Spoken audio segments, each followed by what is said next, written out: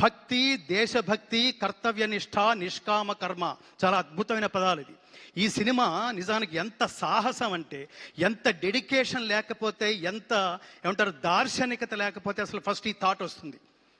ఒక ప్రొడ్యూసర్గా, ఒక కమర్షియల్ ప్రొడ్యూసర్గా, నేను ఒక సీనియర్ కమర్షియల్ ప్రొడ్యూసర్ని అనుకోండి, ఆయన ముందు బోయపాటి శ్రీను గారు కూర్చుని నేను ఒక సినిమా చేయాలనుకుంటున్నాను, ఇందులో దైవభక్తి, దేశభక్తి ఉంది అనగానే నవ్వుతాడు ఆయన.